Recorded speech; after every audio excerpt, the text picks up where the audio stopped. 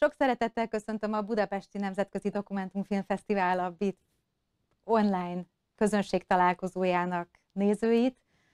A most következő film, amiről beszélgetni fogunk, a Some Kind of Heaven, Isten hozott a Mennyországban. My name is Rita Balog. I'm the co-founder of the festival, and I'm very pleased to be joined here today by Lance Oppenheim, the director of Some Kind of Heaven. Thanks a lot, Lance, for talking about this film with us. And because we are sitting quite far away from you now, as all our viewers, let me start with asking you to introduce us a bit the life of the US retired people. How typical is this venue that is the subject of your film? Is it a very unique place, or it's a place to be found in all states? And either way, what inspired you or what made you to make a film about it? Well, first and foremost, thank you so much for having me. And it's very surreal. Anytime this film is played anywhere outside of the US, I'm always fascinated by how audiences will react to it, because I do feel as a Floridian, as an American, this is a very American film in many ways. It's about an American concept, which I feel, certainly several other countries do entertain ideas of retirement, but this idea of sort of ceding away from, society as most Americans know it, as most younger people know it, and kind of choosing to isolate yourself in a, Truman Show-like bubble that's designed to remind you of your youth is not so typical at all. I think what was once, probably seen as more of an atypical kind of settlement pattern of, older folks, retired folks choosing to move and kind of isolate themselves in these age-segregated communities has become quite common now. Ever since the 50s, there was a town called Youngstown in Arizona, followed by another town called Sun City, which in a lot of ways was sort of the prototype for what the Villages was. And then later on, you find a community like the Villages, which, kind of prides itself on being the Disney World for retirees, Disney-fying death, Disney-fying, the last few chapters of one's life with these very, artificially constructed kind of prefab versions of paradise. So it was once, the short answer to your question is that this has actually become quite common now in America. I think there are several other kinds of retirement communities that don't quite offer this same amount of engagement or as many activities or even the theming aspects that the Villages offers. But, the Villages has now become the largest retirement community in America and one of the fastest growing cities in the country as well, which is mind-boggling. There's 150,000 people that live there now. So it's not just a retirement community, it's a retirement city. And there's not a whole lot of those that exist, in my mind, anywhere in the world. Okay, so you probably knew about this place. And why did you choose to make a film about it? What was your main inspiration? Yeah. That's a good question. I mean, I think, most folks that see me, I'm probably about 2.5 generations younger than like every subject in this film. But I grew up having heard about this place. I grew up about 5 hours away from it. And, I never really thought that I wanted to make a film about it until I actually left Florida and I was living in Boston for university. And I was thinking to myself, I had just finished making a film about a man who had lived on a cruise ship for 20 years. He was also a retiree.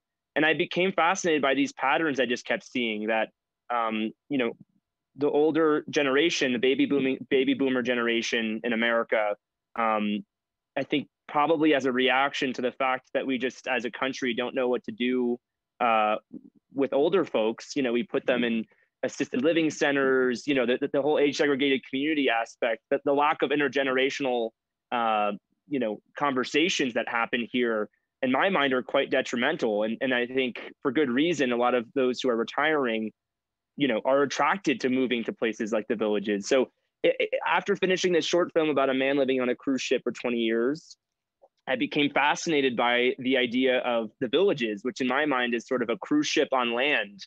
It's, you know, there are so many, it's an extension of kind of the consumption and all of the kind of desperate manufactured enthusiasm that you find on cruise ships, was all in one sort of idyllic utopian place. And having grown up with movies like Blue Velvet and Edward Scissorhands and Todd Haynes' Safe, and Nicholas Ray's Bigger Than Life, I've always been fascinated by films that kind of look at suburban, you know, American suburbia and find sort of the darkness underneath. And that was something I wanted to do with this story. I wanted to go, I didn't know anyone there. I decided to just basically move in for several months without a camera. And I just met people and kind of tried to fashion the life of a villager. I lived with 2 retired rodeo clowns who showed me around, and the rest was kind of history. But you know, the last thing I'd say is it's interesting, you know, the age difference between me and my subjects became something that actually in some ways allowed for me to get a little bit more deeper, I think, with some folks, because, you know, again, the thing that's really driving people to move to a place, to the villages in the first place, is the idea, the selling point that you can kind of be whoever you want to be. And the things that you used to do when you were in your 20s, you can do them all over again here. And it's kind of like returning to college, returning to university. So this Peter Pan syndrome that everyone found themselves in, you know, they were kind of trying to return to the very age that I was. And I also was going through my own Peter Pan syndrome because I really didn't want to leave uni. I was really terrified of graduating, and I didn't know what I wanted to do with my life. So there was an interesting kind of bedrock of trust and respect, and I think mutual kind of acknowledgement of our own conditions that was happening, you know, while we were making this film. It's interesting that really the crisis is there in both times. Well, you mentioned your attitude, and I found it really interesting how the film starts. You have the impression as a viewer that it's going to be a satirical film, much more than when we meet the main characters, who are actually, very interestingly, all in a way outsiders in this community. So instead of you choosing people who just are symbolizing this world, you chose these 4 people who all in their own way see this world critically, and we empathize with them. So tell me about this choice, please, and also mention why you chose those 4 characters in particular. Well, I think, you know, a big part of this came from me, you know, traveling around in those months without a camera, and I was just meeting folks. I was really trying to, you know, I think that this idea started to percolate in my mind, which is that, you know, as you grow older, you know, time, there's a ticking clock that's just going off. That, you know, every minute of every second of every minute, and every minute of every hour, and every hour of every day needs to be fantastic. And if you're not having the best time of your life, which is what the Villages offers, then you're doing something wrong. And I felt, you know, I thought to myself, that is like one of the most stressful, like, existential quandaries ever. I mean, you know, obviously, you know, just because you're moving to a place that offers those things doesn't mean that all of your problems go away. And I started, you know, the people that I was meeting, Barbara and Reggie and Anne, and later on Dennis, these are the people that I kind of just happened to, in some ways, empathize the most with. And I think that was a place, you know, at first I was just kind of trying to figure out who was there that I got on the best with. But also, I think the other thing that happened was I realized that I no longer, you know, after spending time there, my interest in some of the institutions of the place, and maybe making a film that was more concerned with the Villages as a character rather than as a setting, you know, I realized that the setting wasn't the story. And I realized, you know, to me, the more interesting story was finding, you know, real people going through real problems, you know, in the backdrop of a very kind of unreal, hyper-real, surreal place. That to me was more interesting than making the more, and what I thought was the more obvious film, which is a film about, you know, the community at large and everything else. And, you know, in my mind, you know, these 4 people are not representative of every person who lives in the Villages. They just happen to sort of be on the margins of the marketing brochure, you know, the fantasy that everyone chooses to subscribe to. So I'm glad you said that you know, you feel like the film empathizes with them. And, you know, because in a way that, you know, the beginning of the film and, you know, kind of the left turn you take when you meet the characters, and then you have those, the toggling between their stories with seeing kind of the you know, scenes of all the clubs and the revelry and kind of the lives of what, you know, more typical villagers are doing. To me, I wanted to play up that contrast and really look into, you know, the souls and the dreams and the desires and kind of the unfulfilled, you know, aspects of these people's lives at that age, which I thought was far more surprising, far more interesting, far more moving than just a movie that would kind of chastise or judge or criticize, you know, folks for living the way that they've chosen to do. Yeah. Let me just go back for a bit to the context. And again, let me emphasize that here in Hungary, retired people have a very different life. And again, I from this aspect, I have to ask, where are the children of these people? Is it typical in the US that after a certain age, people like to move further from them, or how does it work? Well, it's interesting. I mean, the four subjects in this film did not have children, although this wasn't something that I was, you know, that I was choosing for or selecting for, really. I mean, in my mind, you know, the other thing I was very curious about was I wanted to do something. I wanted to look at, you know, each subject in my mind is almost like the filter is almost of relationships, right? So you have a married couple, you have a bachelor, and you have a widow. And I thought the reason I chose to do sort of that approach was that I felt, having spent a lot of time in the community, that those three different kinds of relationship statuses kind of helps inform the way you choose to go about your life in the villages. If you're single, you're probably, you know, going out a lot more, you're engaging in those activities. If you're married, you know, I was interested in how, you know, a marriage can kind of fray when you're in a place that allows you to do and be whoever you want to be over, you know, again. And then in, you know, in Barbara's case as a widow, it was that question of, you know, there's this person who I built a life with. They're no longer with me. What do I do with my life at this point? But, you know, in regards to children, I think it's interesting. The villages, it's, in my opinion, and some may disagree with me, I do think, you know, when someone said this in the film, it's not in the quote isn't in the film, but one person said that retirement inherently is a selfish act. And in the villages, it's you know, no longer deemed selfish. It's deemed, you know, it's like you're kind of graduating from college. You're graduating into life after life, where you're able to kind of do all the things that you always wanted to do. You don't have to, you know, you have no more responsibilities. You don't have to, you know, you no longer have to provide for your family or your children or your grandchildren. You can do and be whoever you want to be all over again.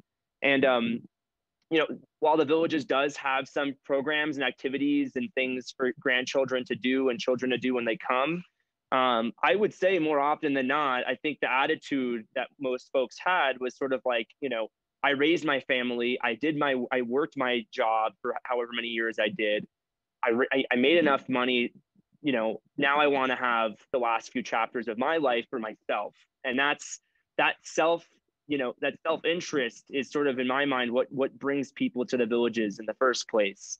It's not to say, you know, I'm very curious how things work in Hungary, and I would love to hear, honestly, because I really don't know too much about it. Do you have retirement communities or gated communities? Yeah, we have retirement kind of communities, but very, very different kinds. And also that the family staying together, close together, is, I think, a very important value in our society. And for me, watching the film, I see some children in the film, but I understand that they probably just living in there. But I was thinking that these people have families who don't have grandchildren, who don't have their grandparents around. And for both parties, I think it's part of this bittersweet thing, that they are very happy in one way, but on the other hand, there's a lot of sadness in it as well. But I think you very, very nicely show. Also, now as you talk, I feel that the most interesting part for you in this film is the fate of the characters, which comes across and which makes this film really lovely. So tell me a bit about your relationship with them. How did it evolve during the film? It was interesting. Barbara, Reggie, and Dennis, I would say, are sort of natural born performers. They all were incredibly excited by, when I showed up in their lives, by the opportunity of having a camera crew follow them around, which I don't think is something that a lot of people would probably like in some ways. And Reggie's wife was the only one who was probably, I had to kind of continue to ask her if she would want to be in the film. When I first met her, she, was, I have no interest in doing this, and for good reason. I think she had no idea who I was and what we were doing there and everything like that. But anyway, I think as time went on, and as I got to know Anne and Reggie more, and the way we kind of shot this film, we were always, every time we were filming, we were living a few houses down from them, and we would break bread together. We would wake up most mornings. I would go to their house. We'd have breakfast. It's kind of like this very familial atmosphere that was created. I think in large part too, because I got to know these folks in such an intimate way. To me, it was important that this movie wasn't about old people. This movie was about people. Reggie, Ann, Barbara, Dennis, they don't see themselves as, people in their 70s or early 80s. They see themselves as, 20, they see themselves as 20-year-olds in older bodies, and I think that was, so there was this shared sort of spirit that I think was traveling between the both of us. And, as you can also probably tell, this film is not your typical fly on the wall observational documentary. This is a very stylized film with sequences that rely in some sometimes rely on some kind of creative reenactments, and other times rely on the more fly on the wall verite stuff. But for these creative reenactments and kind of to achieve the look that we were doing, we wanted to make the film sort of look like an extension of the community and how manicured the place was, with every shot needed to be as composed and as manicured as the place, as the villages sort of emanates. So in order to do that, we shot entirely, with one tripod. We had one camera. So, obviously you'll see in the film, there are reaction shots, and maybe some people in the documentary orthodoxy are not happy that those exist. But in my mind, I am, by the way. Thank you. But, in my mind, that the process of making a film this way made at least me as a filmmaker be much more honest about what we were trying to capture, why we were trying to capture it, and how we were going to capture it. And, that dialogue also, it was a conversation that I was constantly having with our subjects about, I'd be interviewing them and something would come up. They'd mention they do something, an interesting scene or an interesting idea for something they normally do. And I would then, after the interview, I'd say, we should find a way to film that.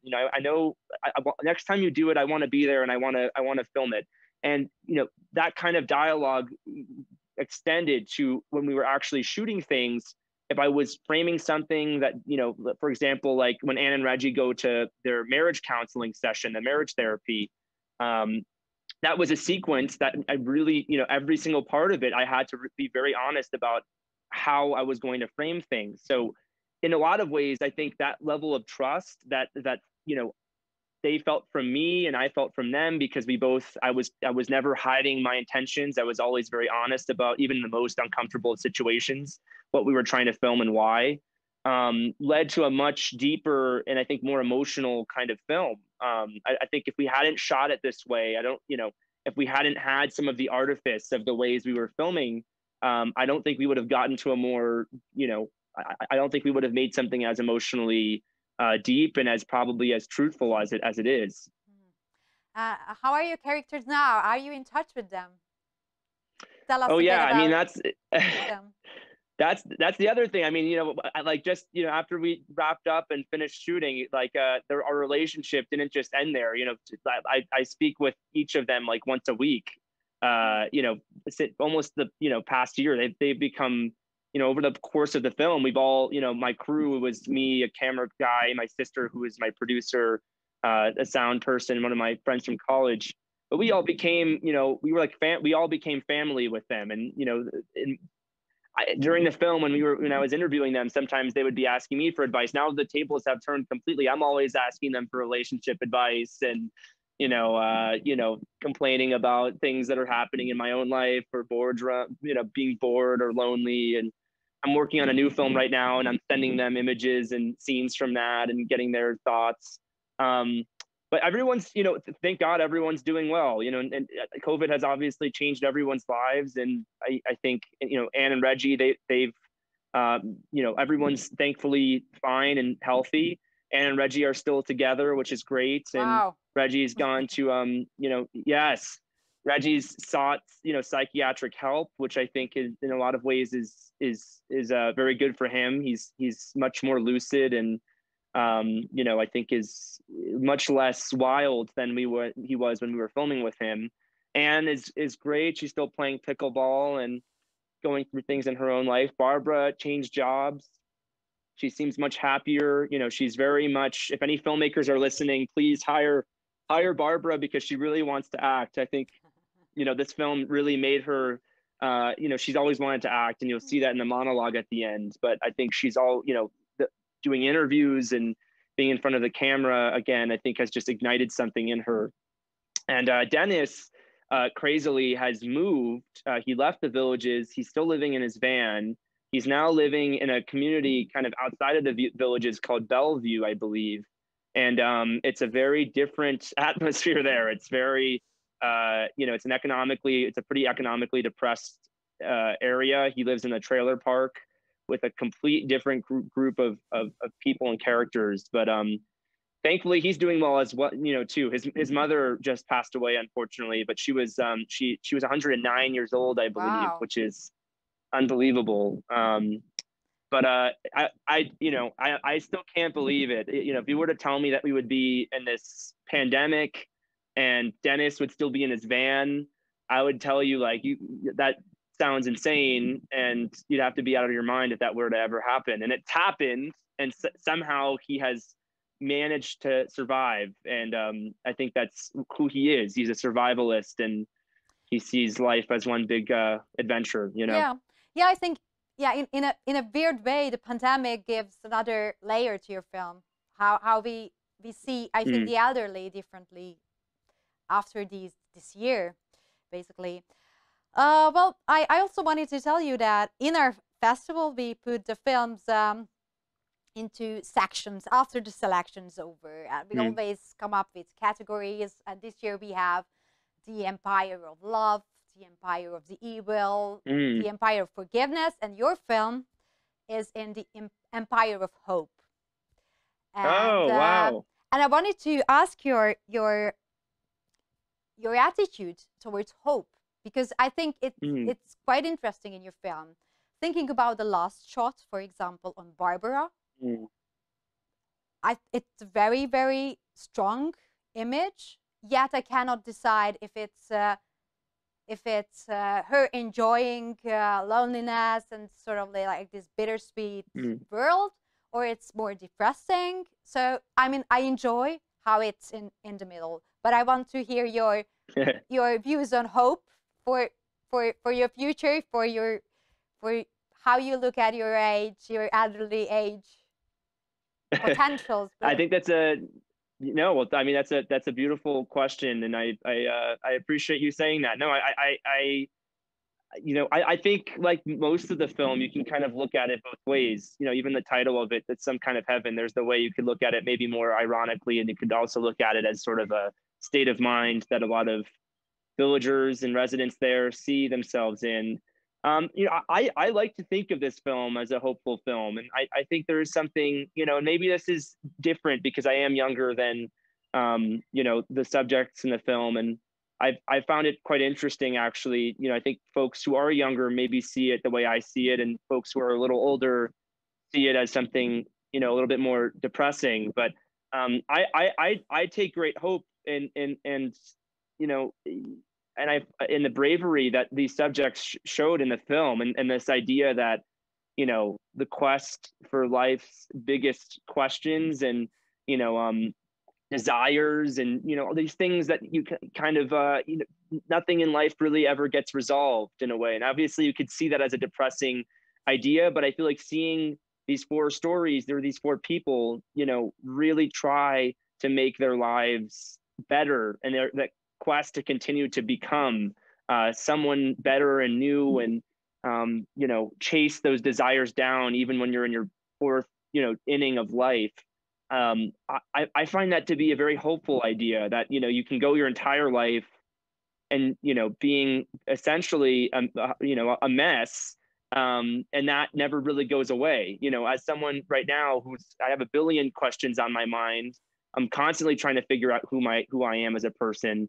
And I actually kind of take solace in the fact that, you know, I may never really not know, I may not never know who I am. And that's okay. It's all, you know, as long as you're continuing to become and you're not complacent with who you believe yourself to be, I think there's something quite nice in that idea. You know, in that last shot of seeing Barbara, she's probably not fully happy with her situation, but she's kind of finally able to sort of be alone, be happy. You know, maybe not happy is the right word, but she's able to be content and joining, kind of being around other people, and, you know, dancing and doing something that other folks are doing. I think it's an interesting image. Yeah, absolutely. It sticks with you as many of you the images of the film. So yeah, thanks a lot for your film, and I think we have to close this up now because we're running out of time. I could continue this for a long time, but thank you very much, Lens. Thank you for your wonderful questions, and thank you for having my film play with you guys again. It's a great honor. Nagyon szépen köszönjük a figyelmet. A filmet, a Some Kind of Heaven című filmet március 10-ig meg lehet nézni a BIDF online platformján. Jó szórakozást kívánunk hozzá!